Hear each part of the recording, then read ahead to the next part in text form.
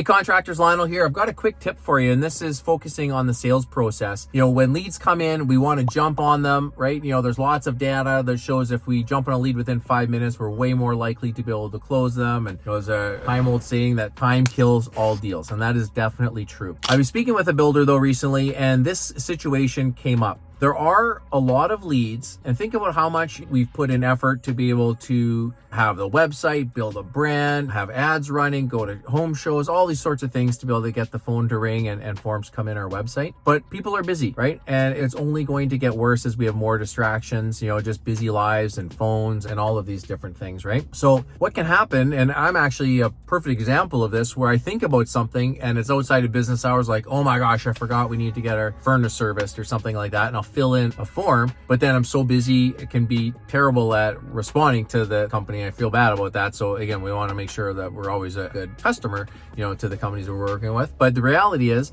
that people are busy, even though they put up their hand and said they're interested in speaking with you or potentially working with you. That doesn't mean that they're there right when you want to give them a call. So we often have some leads that are good potentials, but we aren't able to get a hold of them. Now, I know in speaking with a lot of builders and other contractors, I've heard this many, many times where they say, well, if these people don't call us back, they clearly aren't interested, or they're clearly not a good lead. Well, that may very well be the case, but that may not be the case as well. And keep in mind, you've invested a lot of money in getting this lead, so let's not just let them fall through the cracks. So yes, we should focus on our qualified leads and people that are being responsive and people that we can move forward to earning their trust and their business. But let's not forget all of these other ones. So a couple of things you can do. One is make sure you have a CRM so you're able to see who these people are, that they have filled out a form. And this actually can happen two different ways. One is they filled a form and they're totally unresponsive, or you can even have that discovery call and then they just vaporize after that, right, and go dark. So in both of those cases, we want to see, okay, here's a lead. They did express interest at some point, but we haven't been able to connect. I'm not saying you call them every day or send them 3 texts every single day, anything like that. But let's make sure we have visibility on them and then keep in contact. So whether that's sending them an email and a text message once a month, or anytime you have a cool project coming out that you want to feature, or anytime you're like, hey, we're at the end of the year, we need to close a couple deals fast. Who else can we call? Yes, you can go and generate other leads, but if you already have 20, 50, 100 leads that are non-responsive, send them all an email blast, send them all a text message, and then you work through the list and you call everyone as well. Even do that 3 times. Pretty good chances that 1 or 2 or 3 of those people are going to come back to life because time is now better for them. So keep that in mind. So they did put up their hand at one point. That person's way more likely to work with you than someone that's never heard of you and they don't know and like and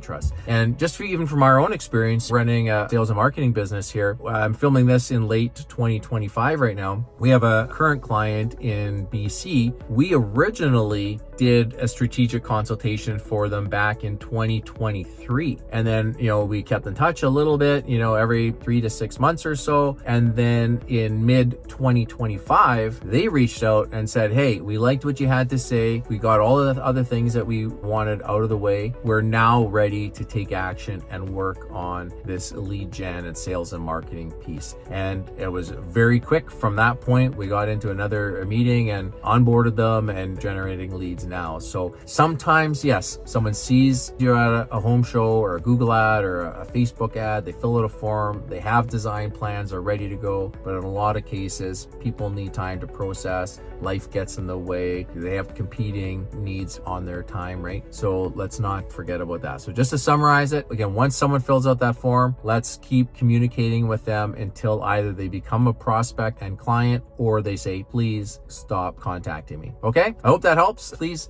share your thoughts in the comments here, what you've done to be able to shake the bushes on some of those old leads. Thanks for watching. Happy selling.